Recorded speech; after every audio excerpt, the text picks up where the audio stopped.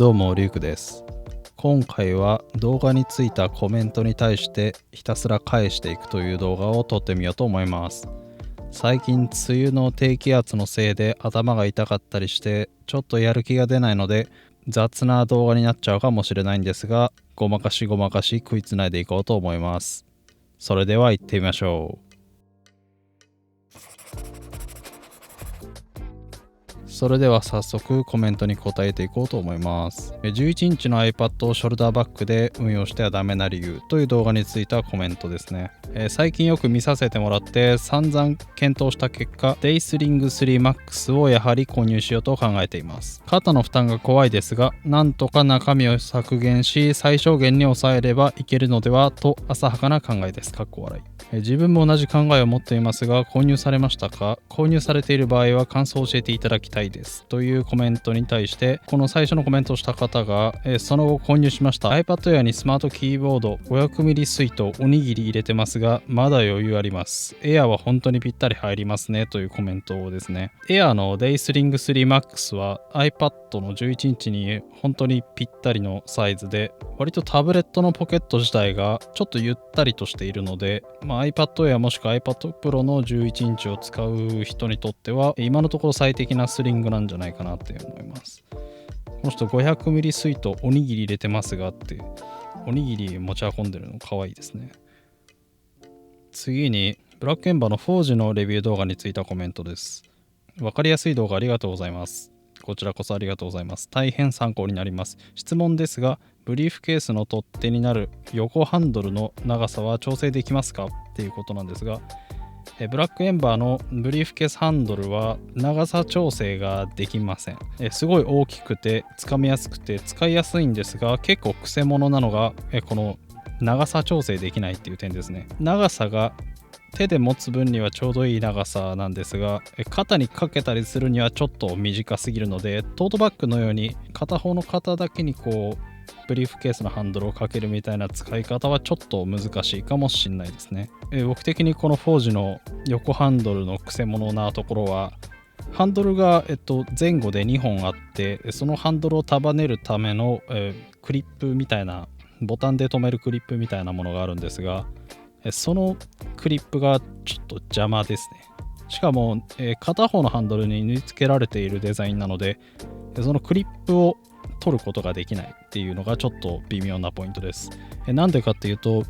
このクリップをつけてしまうと、フォージのメインコンパートメントを開いて PC を取り出すことができなくなってしまうので、基本的にハンドルをつけてクリップもつけてしまうと、さっとバックパックモードでさっと横にしてラップトップを取り出そうとした時にこのクリップをいちいち外さないといけないっていうのがちょっと微妙でめんどくさいなって思うところです。しかもこのクリップを外しておいてもクリップ自体をハンドルから外すことができないので、普段から使わない人にとってもあんまり親切じゃないデザインかなと思います。で、ハンドルを思い切って外しちゃえばいいじゃんって思うかもしれないんですけど、フォージはこのハンドルがないと結構取り回しがめんどくさいですね。細めのベルトで横ハンドルとか上下のハンドルはついていて、一応持つとこはあるんですが、結構細めで心もとないナイロンベルトなので、ここを持って大容量のバッグを取り回すっていうのはちょっと現実的じゃないかなって思います。長くなっちゃいましたが、この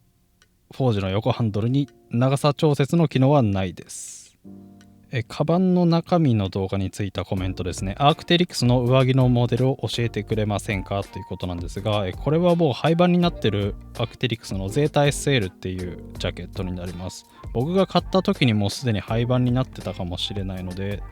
もしかしたら今手に入れようとすると結構大変かもしれないんですが、アークテリクスはゼータ SL 以外にもいろんなモデルも出してますし、確かゼータ SL の後継モデルもあって、形はほとんど一緒だったと思うので、ゼータ SL で検索して、別のモデルが出てきてもそれがもしかしたら最新のモデルかもしれません。ウェクスレイのアクティブパックについたコメントで、ウォーターボトルポケットに 500ml のペットボトルは入りますかというコメントなんですが、これは入ります。500ml ペットボトルが入るかどうか検証した画像もありますので、よかったら Twitter のリンクから見てみてください。これ同じく Excel のアクティブパックの動画についたコメントで、ベルトを固定する器具はどこで売ってるんですか？また Air のシティパックプロと比べてどちらがおすすめですかっていうコメントに対してですが、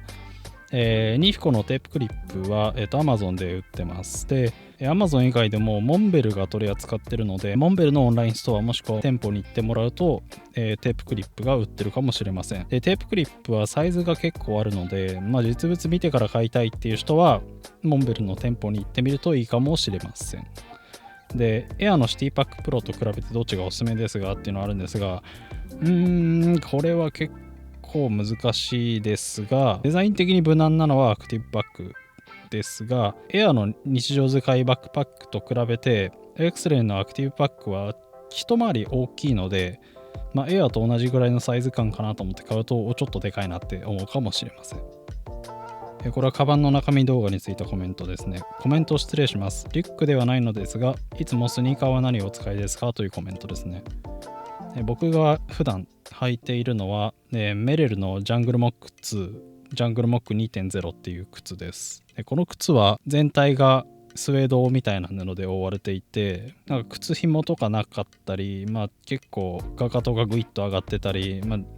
形が若干癖があるんですが、この靴のすごいいいポイントは手を使わないで履いたり脱いだりできるっていうところがあります。結構荷物を背負った状態で買い物して手が塞がってるとか、子供と一緒に帰ってきて手が塞がってるみたいな状態で玄関で靴紐をほどいたりとか、きつい靴をグイグイっと指で広げて脱いだりみたいな作業をしていると、結構もたつくので、僕は雑に履いてもかかとを踏んで潰れてしまうみたいなことがないメレルのジャングルモック 2.0 を愛用しています。これもウェクスレイのアクティブパックの動画についたコメントで、わからない、防水性は大雨でも大丈夫っていうコメントですが、大雨はダメです。撥水性はあるので、小雨ぐらいだったら大丈夫だと思いますが、コーティラバリスティックナイロンのバックパックは基本的には完全防水ではないので、大雨は基本的に NG です。これもアクティブバッグの動画で、バックパックを専門的に取り扱っているチャンネルは珍しいので、他の動画含めてとても参考になりました。ありがとうございます。メインスペースの中で中高で配られる A4 の教科書は何冊ほど入りますかっていう質問ですね。で、これちょっと教科書の分厚さにもよりますし、アクティブバッグの場合はだいたい待ちが10センチくらいはあるかな。なので教科書5から10冊ぐらい、5から10冊ってちょっと幅ありすぎて参考にならないかもしれないんですが、くらいは入るかなって感じですね。本当にランドセルみたいに教科書をどっさり入れる用途には全然向かないんですが、そんなにたくさん教科書を持ち歩かなかったり、今だったらタブレットとかである程度電子化されているみたいな場合であれば、もしかしたらアクティブパックは適していると言えるかもしれないです。ベルロイの東京トートのレビュー動画についたコメントで、パクリ動画っていうコメントがあるんですが、多分イミグラムのパクリだっていう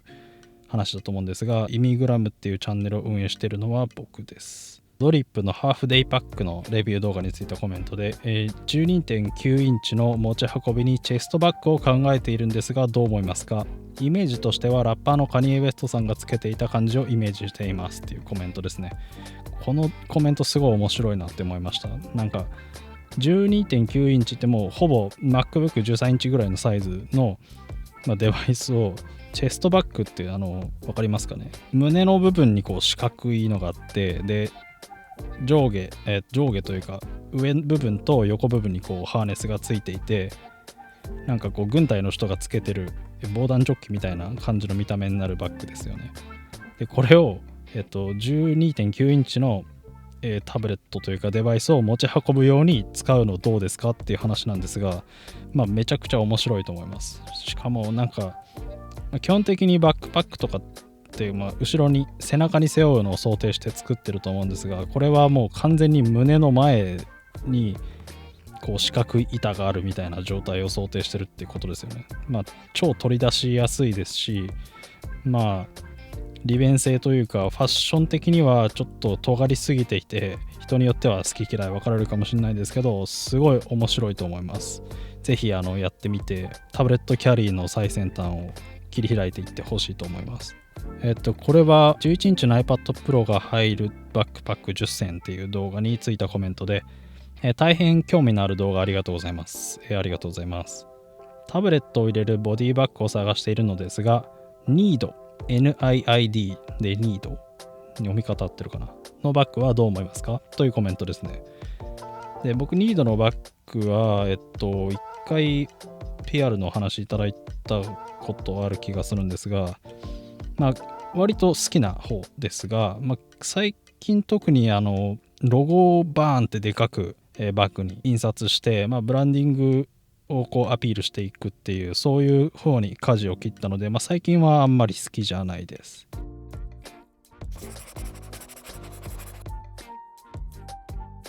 リモートエクイプメントのアルファにアティテュードサプライの ATD1 と ATD2 と比べてリュウクさんはどうお考えでしょうかっていうコメントですね。で ATD1 は注文してるんですがまだ来てないですね。本当に来るのがちょっと心配になってくるぐらいには時間が経っています。早く ATD1 欲しいです。で ATD2 はロールトップだけどサイドにバックルがないモデルなんですが ATD2 もすごいスマートでかっこいいなって思ってます。最近X-Ray のオステンロールトップを使用してて非常にワンバックルのロールトップいいなと思ったので ATD2 もちょっと最近興味出てきてます。これはカバンの中身のエアーのシティパックの方のカバンの中身動画についたコメントですね。ビジネスにも使えますか？デイパック2と悩んでいるんですがこちらの方がシルエットがいいと感じます。スーツと合いますでしょうかっていうコメントですね。これは合うと思います。コーディラバリスティックナイロン製のバックパックは基本的に結構ジッパーとか露骨に見えたりはするんですけど、結構ミニマルに見えるのでスーツに着ても全然合うと思いますし、横にハンドルがついてるので、最悪ブリーフケーススタイルでも使えるので、なんか商談の時にバックパックだとちょっと嫌だっていう人も全然いけると思います。あとそうですね、エアーの、ワークシリーズ、テックシリーズとかワークシリーズにあるビニールコーティングみたいにされた、バックパックのシリーズがあるんですけど、あれはちょっと個人的にはギラギラしすぎな感じがするので、どっちかっていうとコーディラバリスティック製のナイロンで覆われたバッグがいいと思います。シティパックとかシティパックプロとかはそうですね。あと、フィットパック3もそうですね。個人の好みにもよると思いますが、僕的にはビニールっぽい表面よりは、コーディラバリスティックの、ちょっとゴツッとしてマットな感じの質感の方が好みです。これは最近の動画でベルロイの、ベンチャーレディパックの動画についたコメントで気になっていたのでレビュー動画を待ちわびておりました。ありがとうございます。デイブレイカー2とよく似ていますね。普通のナイロン素材に見えるのでデイブレイカー2の X パックモデルの方が防水性は優れてそうですね。というコメントですが、そうですね。X パックモデルのバッグは基本的にめちゃめちゃ防水性は高いので、ベルロイのベンチャーレディパックも防水性というか、撥水性はそこそこあるんですが、中の裏地とか見ると分かるんですけど、結構綿っぽい感じの布が使われているので、防水性でいくとエイブルキャリーのデイブレイカー2で、さらに X パックモデルのデイブレイカー2がいいと思います。これも X-Ray のアクティブパックについてコメントで、最近これを買ったのですがベルトの余りを、まとめるゴムバンドがついていました。微妙にアップデートされてるんですねというコメントですね。これは情報ありがとうございます。僕知らなかったんですが、アクティブパック最近アップデートして、中の布が黄色から白に変更されたり、ちょっと中のポケットの仕切り方が変わったりしたんですが、余ったベルトをこうくくる金具というか、ゴムバンドがついているみたいですね。これはすごいいい情報です。ありがとうございます。エイブルキャリーのデイブレイカー2についたコメントで、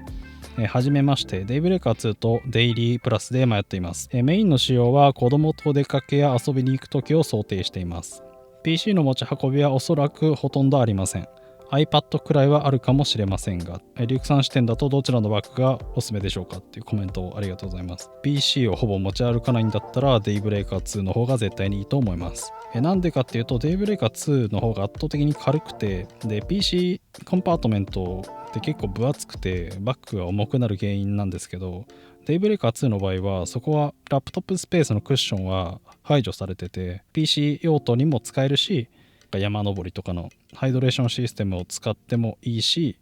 しかもどっちも使わないでただのなんかレジャー用のデイパックとして使ってもいいよみたいな感じで、結構選択肢を広く持たせてくれてるのがデイブレイカー2になってます。なんで僕はメインの用途がレジャーであればデイブレイカー2が軽くていいんじゃないかなって思います。でちょっと懸念があるとしたら、デイブレイカー2は背面のクッションがちょっと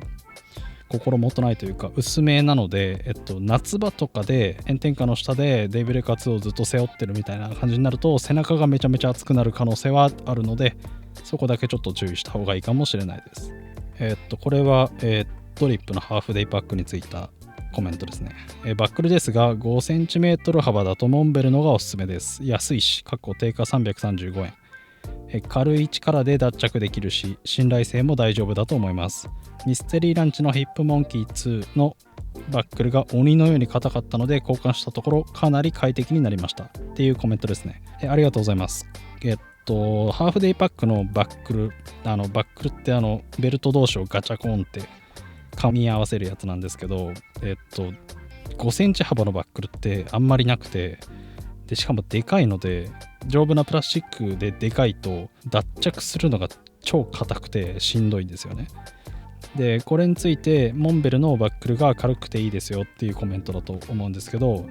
僕これ知らなかったのですごい有益な情報だなと思いました。でミステリーランチのヒップモンキーも確かにハーフデイバックみたいな感じででかいバックルを採用してたので、ちょっとデカバックルで悩んでいて、でベルトが5センチ幅であんまりいいバックルがないっていう人はモンベルのバックルを検討してみるといいかもしれません。しかも定価335円、安い。で次が最後のコメントになります。カバンの選び方、色の選び方の動画についたコメントです。こんにちは。黒のメンズクロスボディバッグを使用しています。充電器やケーブルの色が iPhone、iPad mini 6の美しさを左右するのが気になります。充電器とかの、周辺機器の色が、iPhone とか iPad mini とかの、Apple 製品の見た目の美しさを損なうのを懸念しているっていう話ですね。白と黒のどちらを選ぶか迷っています。充電器やケーブルの色の話ですね。薄くて軽い 30W アンカーパワーポートアトム3スリム充電器とアンカーパワーライン3フロー充電ケーブルを購入する予定です。コーヒーを飲みに出かけたりガールフレンドとデートしたりするときはクロスボディバッグに入れて持ち運びます。黒か白どちらを選ぶべきか聞いていいですかというコメントですね。これすごい僕の個人的な意見なんですけど、周辺機器は基本的に白を選んだ方がクリーンに見える気がします。っていうのは昔からケーブルとか AC アダプターとかって、基本的に黒いものが多いんですよね。でそれはいろんな理由があると思うんですが、例えばその電子機器というのは業務用途で使うもので、例えばスタジオの撮影であったりするとソフトボックスだったりレフ板以外のものは黒で統一しておかないと変な光が被写体に対して入ってしまうみたいなことがあるんですよね。なので業務用のケーブルだったりAC アダプターみたいなものは黒い方が都合がいいことが多かったっていうのもあって、基本的に黒のものがあるんですけど、そういうのもあって黒いケーブルとか黒い充電器みたいなのってちょっと業務用感というかガジェット感が強いイメージです。なので Apple の AC アダプターとか結構白いものが多いと思うんですけど、ちょっとケーブルとか充電器でも白っぽいもの、もしくはカラーのものを使うとちょっと業務用っぽさがなくなってカジュアルでプライベートで使ってるデバイスの周辺機器っていうイメージになるので、基本的には